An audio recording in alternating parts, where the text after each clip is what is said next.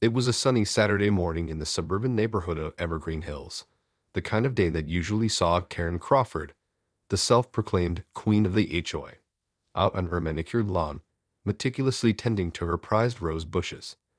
But on this particular day, Karen was anything but serene. Clutching a clipboard in one hand and a bullhorn in the other, she stormed down the sidewalk, her usually impeccable blonde hair now disheveled and her face flushed with rage. Her gaze was fixed on the entrance to a pedestrian tunnel that connected the two sides of the community, a structure that had stood for decades without incident. Unacceptable, she bellowed through the bullhorn, her shrill voice echoing down the street. This tunnel is an eyesore and a liability, and it's coming down, effective immediately. Nearby residents, confused and caught off guard by Karen's outburst, gathered around, murmuring in bewilderment as they watched the HOA president march towards the tunnel, her entourage of volunteers in tow. But Karen, protested one of the volunteers, a meek-looking man named Harold. The tunnel has been here since the neighborhood was built. It's a vital link for pedestrians and... Silence. Karen snapped, cutting him off mid-sentence. I don't care about your excuses. This tunnel is an unacceptable blemish on our pristine community, and it's going to be demolished, whether you like it or not. With a flick of her wrist, Karen signaled to the waiting demolition crew, who quickly sprang into action, their heavy machinery rumbling to life. The residents watched in stunned silence as the familiar structure began to crumble, pieces of concrete and steel raining down amidst a cloud of dust.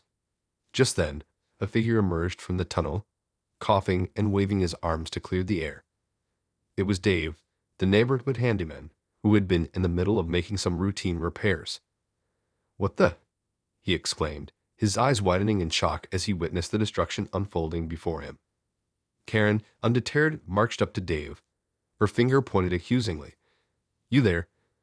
What do you think you're doing, interfering with the HOA's plans?" Dave, bewildered and caught off guard, stammered, "But I was just—" "No excuses," Karen interrupted, her voice dripping with disdain. "You're trespassing on HOA property, and I won't stand for it. Security, escort this man off the premises immediately."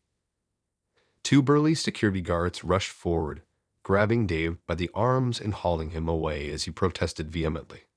The residents could only watch in dismay, their expressions a mix of confusion and concern. As the dust settled and the tunnel lay in ruins, Karen stood with a triumphant grin, her clipboard clutched tightly to her chest. "There," she announced, "problem solved.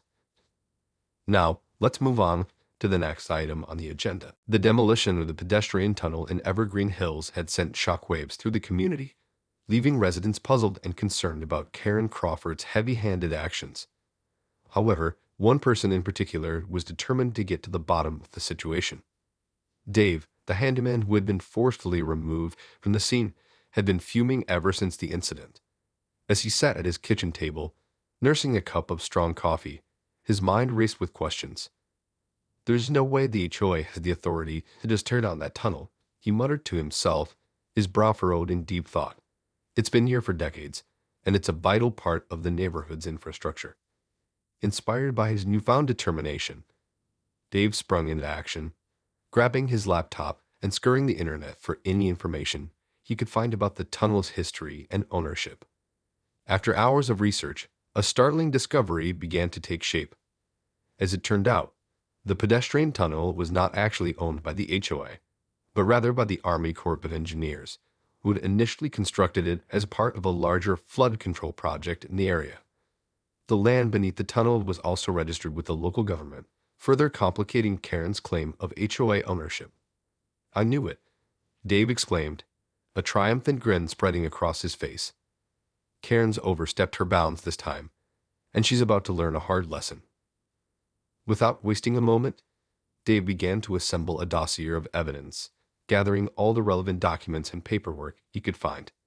He knew that confronting the HOA president directly would be a risky move, but he was determined to put a stop to her reckless actions before any more damage was done. As he put the finishing touches on his file, Dave couldn't help but chuckle to himself. "Oh, Karen," he said aloud, shaking his head, "you may think you're the queen of this neighborhood. but you're about to get a harsh dose of reality. With a newfound sense of purpose, Dave set out to deliver his findings to the HOA, fully prepared to take on the formidable Karen Crawford and her loyal band of volunteers. The stage was set for a showdown that would shake the very foundations of Evergreen Hills. The tension in the Evergreen Hills Community Hall was palpable as Dave strode through the doors, his folder of evidence clutched tightly in his hands. The regular HOA meeting was in full swing, with Karen Crawford presiding over the proceedings with her usual air of authority. As Dave approached the front of the room, all eyes turned towards him, the murmuring of the gathered residents quickly fading into an expectant silence. "Karen," Dave began, his voice steady and resolute, "I have some information that I think you and the rest of the HOA need to hear."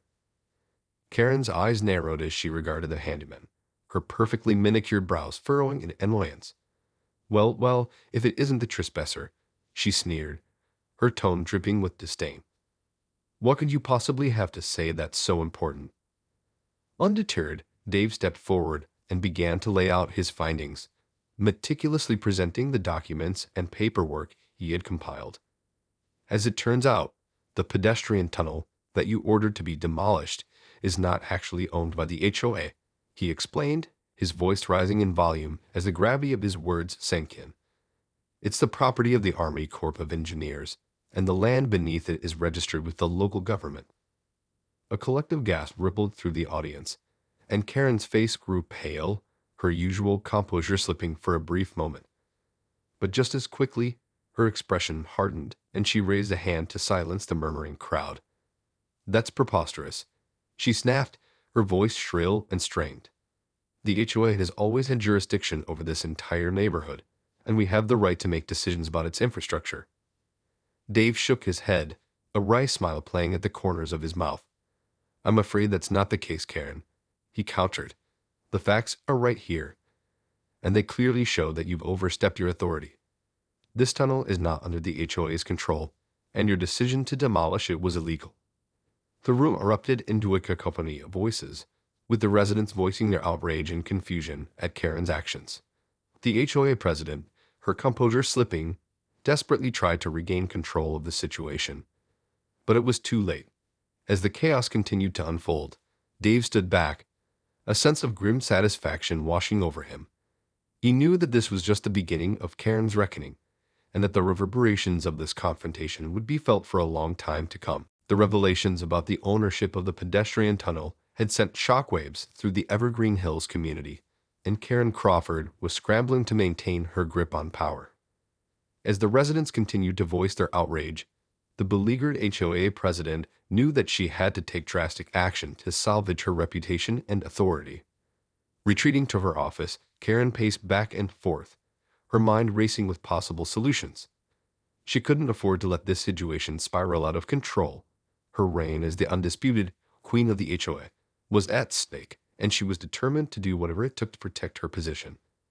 Suddenly, an idea began to take shape in her mind, a glimmer of hope in the face of the impending disaster. Seizing her phone, Karen placed a hurried call to her old friend and confidant, the influential real estate developer, Marcus Blackwell. "Marcus, it's Karen," she said, her voice tinged with desperation. "I need your help. I'm in a bit of a situation here, and I could really use your expertise." On the other end of the line, Marcus listened intently, a sly grin spreading across his face. He had known Karen for years, and he was well aware of her penchant for using questionable tactics to maintain her hold on the Evergreen Hills community. Well, Karen," he purred, "it seems like you've gotten yourself into quite the predicament. But you know I'm always here to lend a hand to a friend in need." As the two plotted and schemed, the residents of Evergreen Hills remained in the dark, unaware of the brewing storm that threatened to engulf their neighborhood. Dave, the handyman who had first exposed Karen's illegal actions, continued to monitor the situation, his vigilance never wavering. Little did he know, however, that Karen and Marcus were about to unleash a devious plan that would put the entire community in jeopardy. The stakes had been raised, and the battle for control of Evergreen Hills was about to reach a fever pitch. While the residents of Evergreen Hills were still reeling from the revelations about the pedestrian tunnel, Karen Crawford and her old friend Marcus Blackwell were busy hatching a plan that would allow the HOA president to maintain her grip on power. In the plush confines of Marcus' office, the two co-conspirators sat across from each other, their voices hushed as they discussed the details of their scheme. "So, you're saying you want me to essentially buy the land under the tunnel from the Army Corps of Engineers?" Marcus asked, his brow furrowed in concentration. Karen nodded, her lips twisted into a sly grin. "Exactly," she replied. "If we can get our hands on that property, then the HOA will have the legal authority to do whatever we want with the tunnel." Marcus leaned back in his chair, stroking his chin thoughtfully. "It's a bold plan, Karen, I'll give you that. But it's not going to be easy. The Army Corps is notoriously difficult to work with, and they're not exactly known for being flexible when it comes to their assets." "That's where your expertise comes in, Marcus," Karen purred, her eyes narrowing. "I need you to work your magic and make this happen. And you know what's in it for you. Once the tunnel is ours, we can move forward with that development project you've been wanting to do in the neighborhood." Marcus considered the proposal for a moment, a calculating look in his eyes. He knew that Karen was playing a dangerous game, but the potential rewards were too tempting to ignore. "All right, Karen," he said, a sly grin spreading across his face. "You got a deal. I'll see what I can do about acquiring that tunnel property." With that, the two shook hands, sealing their pact. Little did they know, however, that their underhanded dealings were already being watched by a vigilant observer, Dave, the handyman who had first exposed Karen's illegal actions.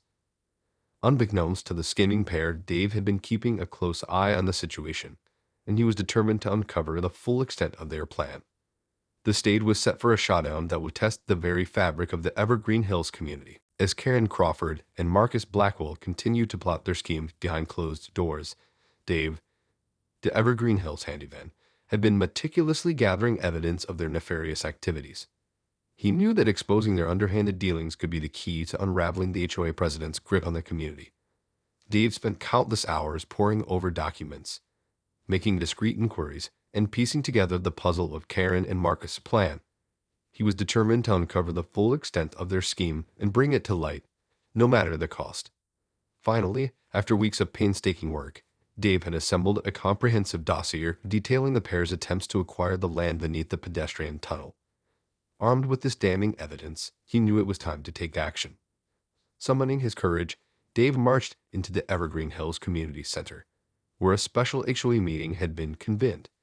As the residents murmured anxiously, he strode to the front of the room, his folder of documents clutched tightly in his hand. "Residents of Evergreen Hills," Dave began, his voice projecting with a newfound authority, "I have uncovered evidence of a grave injustice being perpetrated by the very people entrusted to protect our community."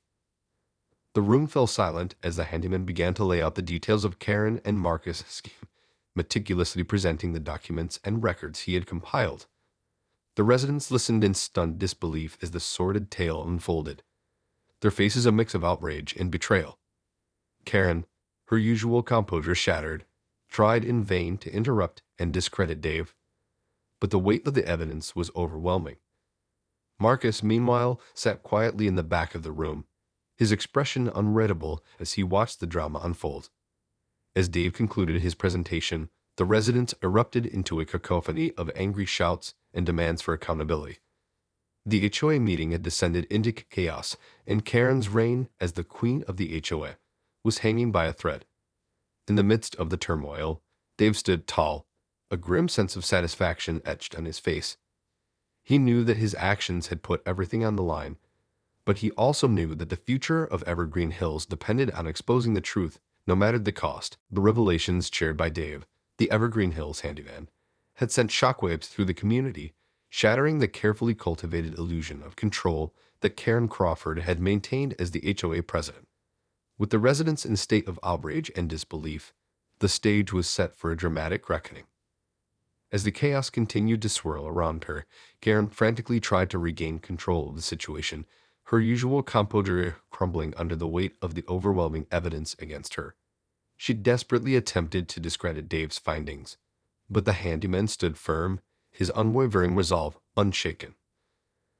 Amidst the turmoil, Marcus Blackwell, Karen's co-conspirator, remained largely silent, his expression inscrutable as he observed the unfolding drama.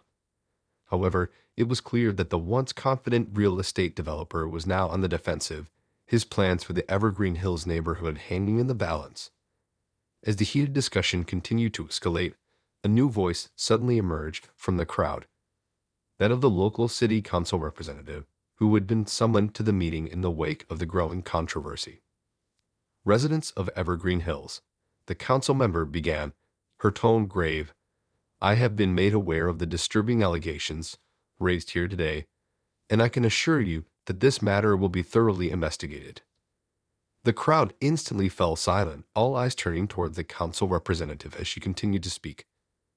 The actions taken by the HOA president, as well as the involvement of private interests, are deeply concerning. We will be convening a special investigative committee to get to the bottom of the situation and ensure that the proper authorities are involved. Karen's face went pale as the council member's words sank in, realizing that her carefully constructed web of control was finally beginning to unravel. Marcus, too, seemed visibly shaken, his carefully crafted facade of composure slipping. In the midst of the tense standoff, Dave stepped forward once more, his voice ringing out with a newfound confidence. The residents of Evergreen Hills deserve the truth, and we will not rest until justice is served, he declared, his gaze fixed on the beleaguered HOA president and her embattled co-conspirator.